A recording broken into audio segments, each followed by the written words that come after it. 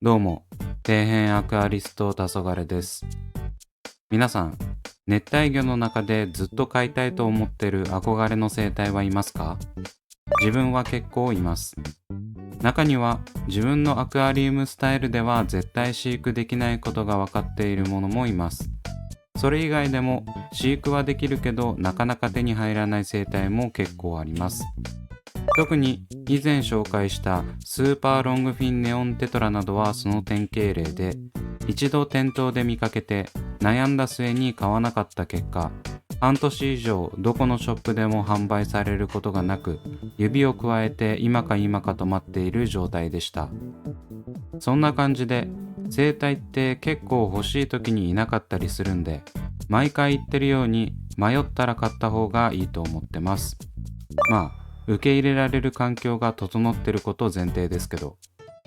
おまけに憧れるレベルの生態はいつも売られているポピュラーな種類よりも出回らないことが多いので、一度機会を逃してしまうとなおさら入手が難しくなります。自分の場合は九州在住ということもあり、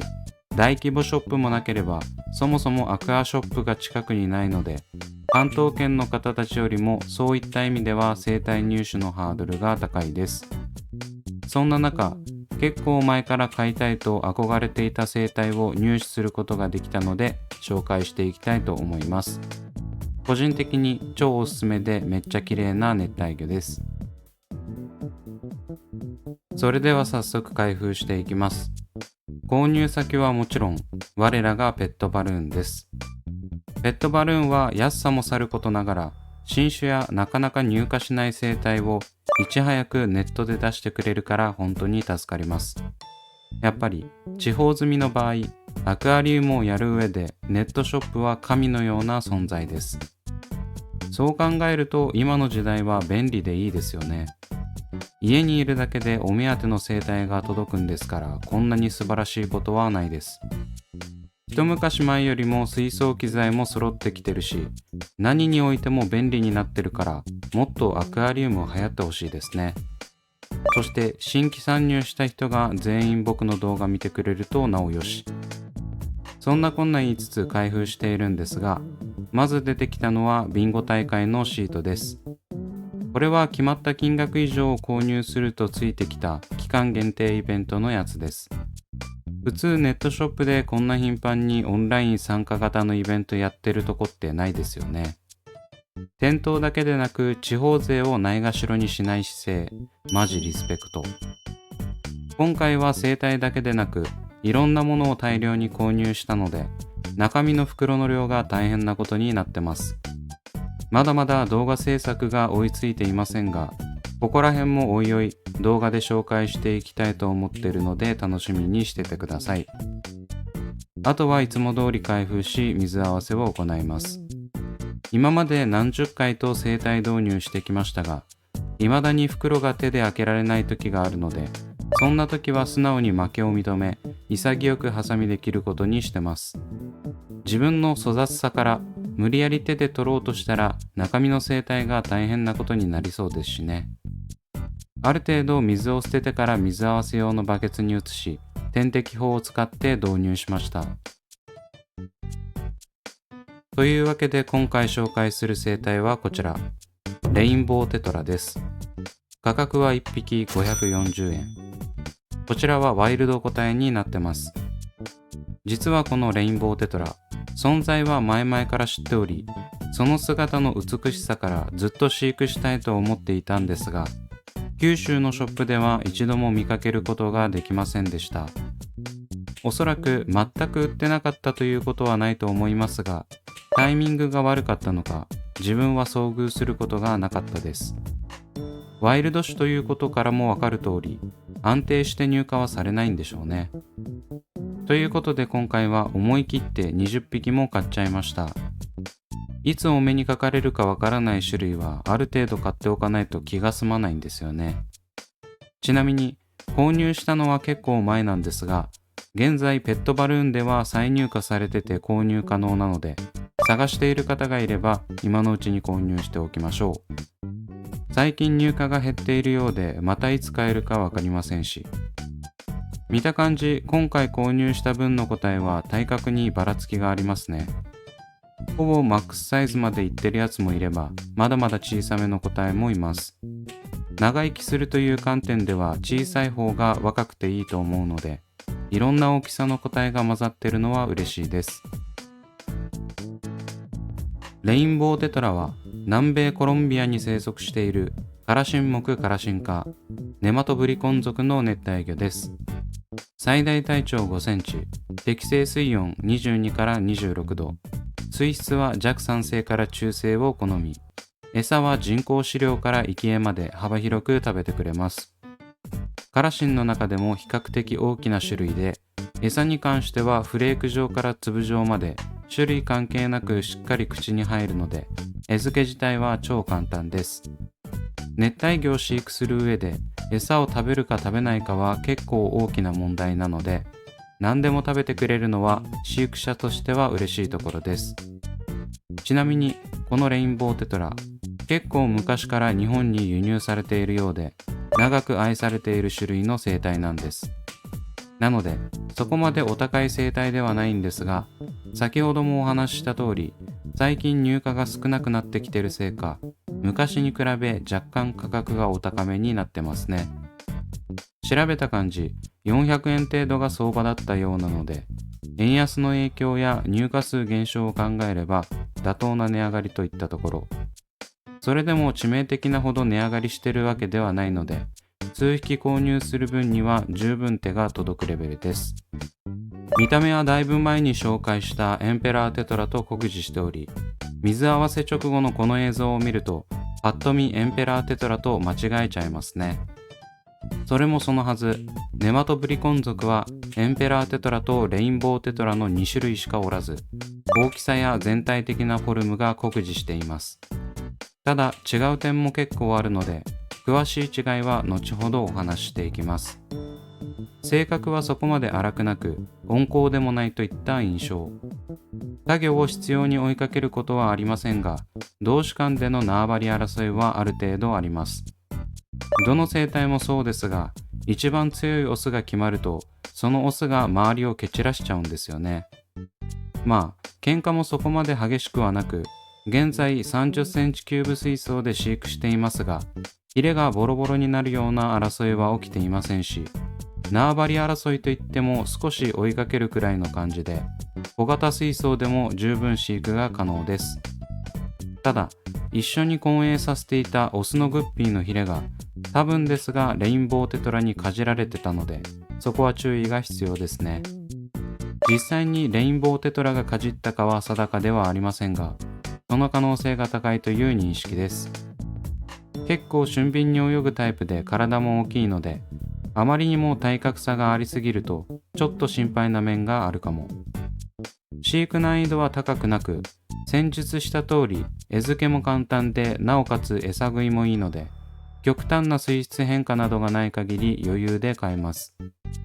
ワイルド個体って基本的に警戒心が強くて、餌に慣れるまで時間がかかるイメージですが、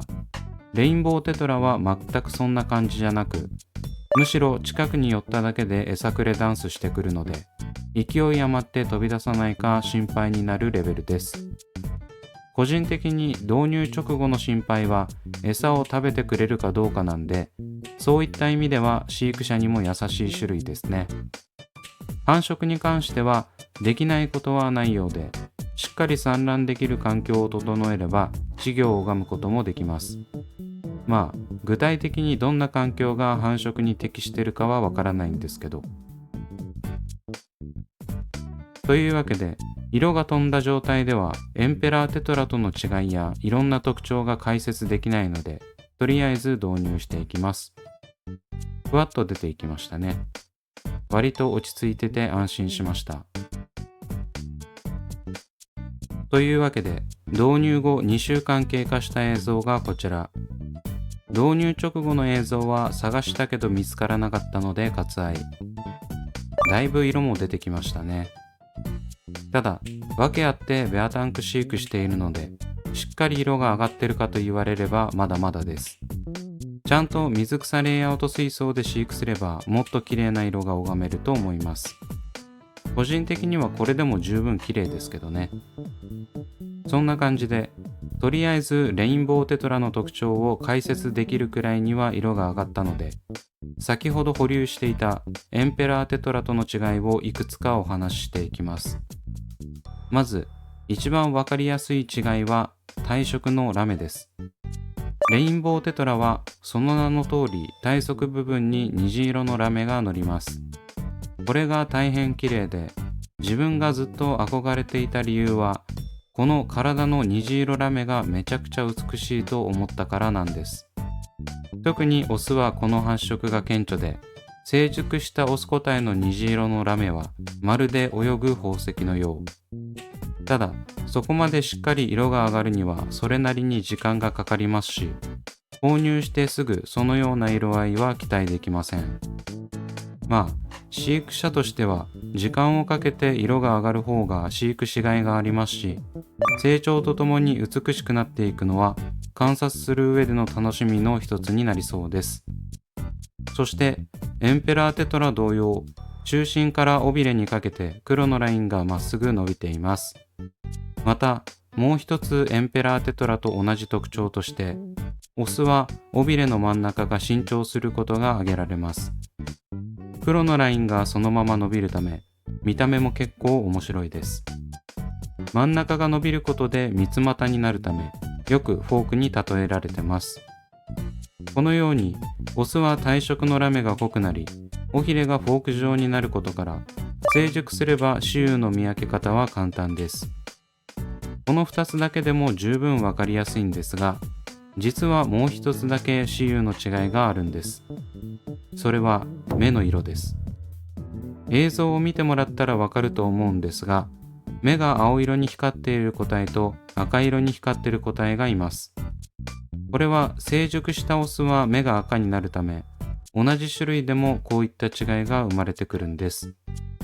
成長するにつれて体色がきれいになる生態は数多くいますが、目の色まで変わる生態はなかなかいないんじゃないでしょうか。おそらく大きくなる前はオスも目が青色だと思うので、雌雄判別だけでなく、どのくらい成熟したかを判断する材料の一つにできそうです。この目の色の違いは鑑賞する上でも結構面白く、この色の違いが水草水槽では入る要因の一つになります。あまりにも色が違いすぎるとちょっと違和感がありますが、目というワンポイントが暖色と寒色に分かれるのは、同じ種類なのに一粒で二度おいしい的な感じになって控えめに言って最高です。これはなかなか口では説明しづらく、とりあえず実際に飼育してみればこの色の違いの良さが伝わると思います。というわけでいろいろお話ししてきましたが、レインボーテトラマジで綺麗です。最近おすすめする生態がいっぱいいて、こいつアクアショップの回し物かよと思われそうですが、全部自分が好きで飼ってる生態で、気に入った生態をおすすめしてるだけなんで許してやってください。生態を視聴者さんが買って自分が得することなんて一つもないんで、